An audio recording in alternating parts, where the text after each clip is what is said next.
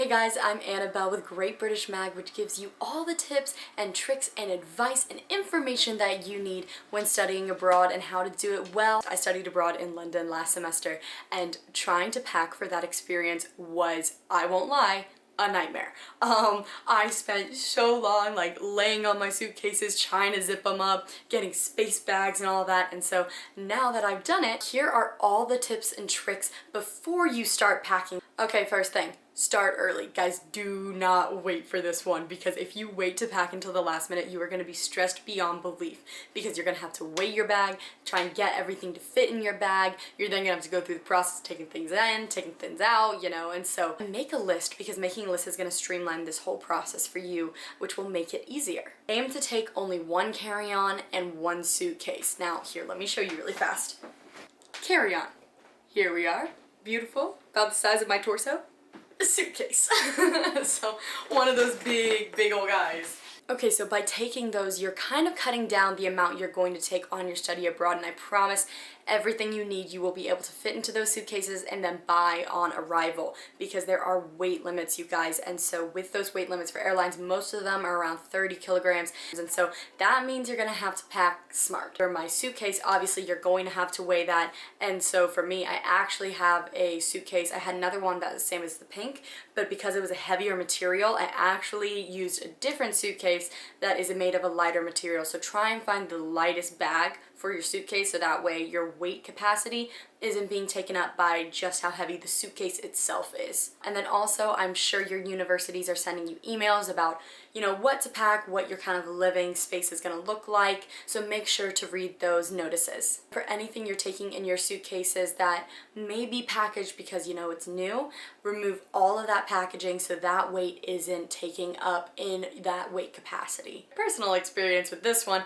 find out how big your room is before you get there. This is massive, because I was in a tiny little room that I had no idea was going to be that small, and honestly I definitely overpacked for that. So be sure to check that out. Here's actually what my apartment looked like when I walked in for the first time.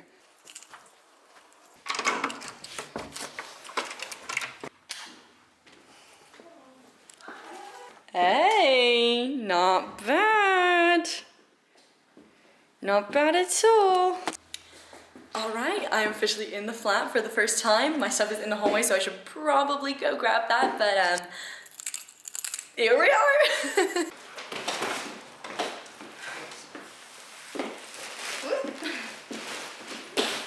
Guys, somebody just complimented my outfit already. I'm stoked.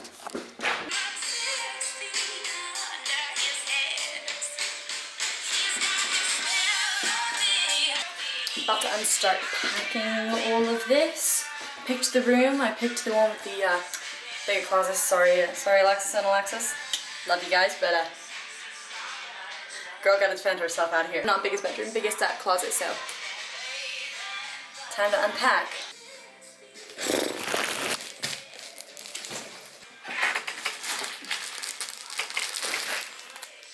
And also, I know it's hard, but don't take any food, toiletries you may have, especially large size toiletries, and also any softer kind of bedding or furnishing or anything like that. So pillows, blankets, all that, buy on site. Toiletries like big shampoo bottles, lotion bottles, do not bring it. It weighs so much in comparison to what your clothes may weigh, and you do not want to take up your weight limit with those items when you can just purchase them on site. And by watching this video with GB Mag, you can actually get a discount to getting some of these essentials when you're moving into your new place on site. It's called UniKitOut, and so they deliver everything that you need to kit out your flat, your apartment. Upon arrival, you can choose your own date, and so it's really easy to do. Just use our promo code GBMAG10, and the link is below in the bio. Also, when traveling, that big black bag that I showed you guys, well, you know what? About 100 other people on my flight also had a big black bag, so having locks and also having name tags or some defining little thing also you can put on your suitcase, massive, you guys, because that way if someone takes your bag, 1, it's locked, they can't unlock it. 2, it's more identifiable. Also find out if your university does airport pickups. So I know for me, my university actually did offer that, where we had somebody pick us up from the airport and then take us to our flat. For you guys, definitely check out and see if your university offers a similar service. Okay, so now we're gonna get into what to actually pack. So first, we're gonna talk about hand luggage and also that personal carry-on item. So let me show you really fast. This is the bag that I brought with me as my personal carry-on item. So my one personal item, here we are, lovely. I put all my supporting documents like my passport, my confirmation of acceptance of studies, any documentation that I am a study abroad student. I put them all in this bag in like a little plastic sheet of paper, like one of the plastic protective sheets, and I had that in here, so it was right next to me the entire time. In this bag I also traveled with money, just enough to get through the day and like the first few days in case something went completely haywire with one of my cards, because if you travel too much and your bag gets taken, then that is sad. So basically just take enough that you can get through the first few days, or the first initial 2 days basically. I also used my laptop at the airport, so definitely pack your chargers. All chargers need to go in your carry-on bag, so either this one or this one. Also, massive lifesaver that you might not think you need, get an adapter before you arrive, because you will need to charge your phone, you'll need to charge your laptop, you'll need to charge all those lovely little devices we all own and use all the time. So make sure that you have an adapter. Here's a picture of the one that I had.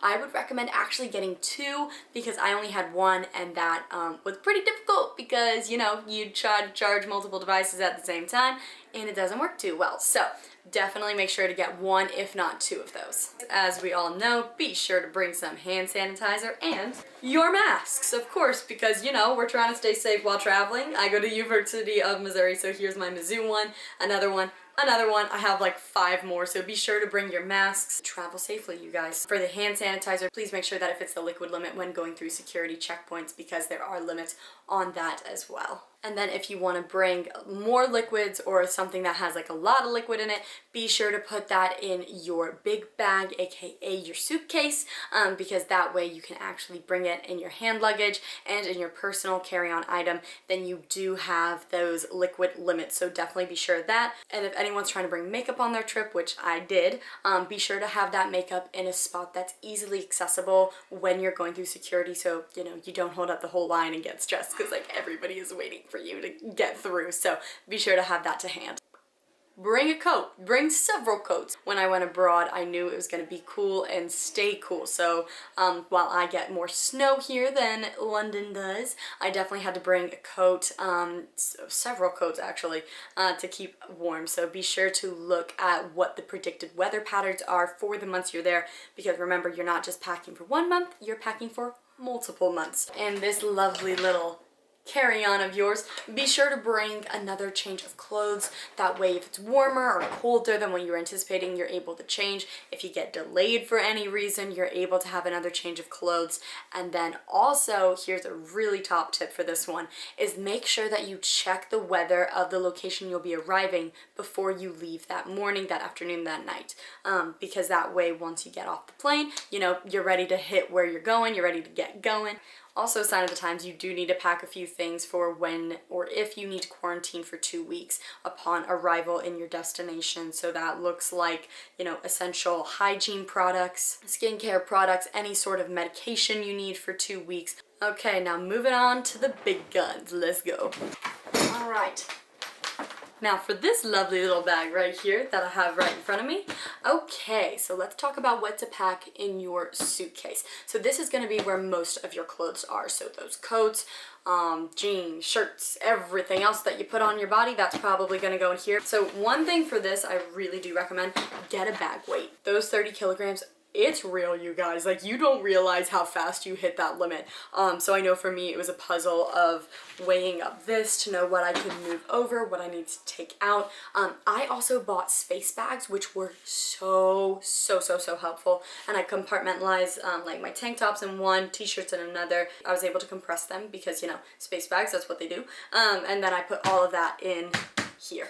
The big thing to remember is that you can buy pretty much anything you need online, so be sure to only pack the essentials, again, to try and hit that weight limit comfortably, because if you don't, I mean, you're gonna pay a hefty fine, which you don't want to do. And then you're also dragging around a heavy bag. So we're gonna go through what the essentials are to actually pack in this lovely big bag. So for wardrobe, remember that the UK really does have 4 true seasons, and so be sure to bring a coat, be sure to bring clothes that you can wear once it warms up, and definitely keep in mind what semester you're going. If you're going the fall semester versus spring semester versus summer semester, or however your universities sanction that up, make sure that you look at the monthly average temperatures for the months you'll be away. That'll help you pack what clothes you need. One of the biggest problems I ran into clothing wise was shoes. I actually ended up bringing only a few pairs of shoes, and rain boots, I left those behind because I was like, you know what, we're just gonna have to buy rain boots when I get there, because otherwise it's gonna weigh your bag down. Also be sure to pack all the medication you need for your first term of studies. Bring any paperwork you need in order to get refills, and also double check that that medication is able to be refilled in the UK, and then you can go accordingly from there if it is or if it's not, to figure out how you can still continue to get your medication. The thing that I found that was the heaviest, like I said, was definitely shoes and coats, so I packed all of that first in this big black bag with my space bags, of course, and so I packed all of that in the bag first and then waited to see, you know, how many other items I could bring, like what jeans I could bring, tops I could bring, sweatshirts I could bring.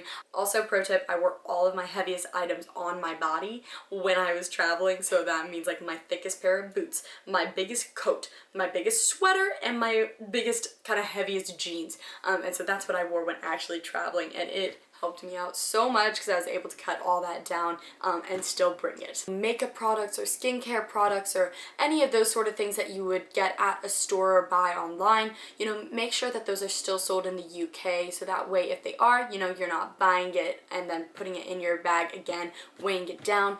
Instead, you could buy it once you're at location, but if it doesn't sell in the UK, then definitely bring what you need to stay you and have your morning routine or have your just getting ready routine still be the same. And guys, lastly, just be sure to bring something from home that is important to you so you can still feel like you have a little piece of home even when you're so far away. For me, I brought a mug that my best friend bought me, and so I drank coffee out of that every morning and still felt, you know, kind of connected to her and my friends from back home that I missed a lot while being abroad. And so that's something that I definitely recommend, is finding that little item that you can still bring along. So I did bring a mug to London. You know, packing can be a nightmare, but you know, with these tips and these tricks, guys, it'll be a breeze once you figure out what you're gonna bring. I know for me that was the hardest part, was cutting down what actual items to bring. So what I stuck to, maybe this will help you, I stuck to about 3 t-shirts, 2 sweatshirts, 2 pairs of leggings, 3 or 4 pairs of jeans. I went a little overboard on the jeans. 3 different coats, so I really just stuck to like my rules of 3, and then you can just alternate from there. Maybe bring a cardigan or 2, so that way you can throw something on over it, change up your shirt a little bit, and I brought a few belts too, just to jazz something up every now and then. And also for those of you that wear jewelry, you know, I actually have like a little jewelry container that has a bunch of little pockets in it that I would recommend getting as well. Alright guys, well that's it. Thanks so much for watching this. I know packing is so unbelievably overwhelming, but I really feel with these tips and tricks that you guys are gonna kill it when packing this baby and this one too. So good luck with your packing. Let me know if you have any questions, comment down below, and I will see you guys in the next video. Good luck!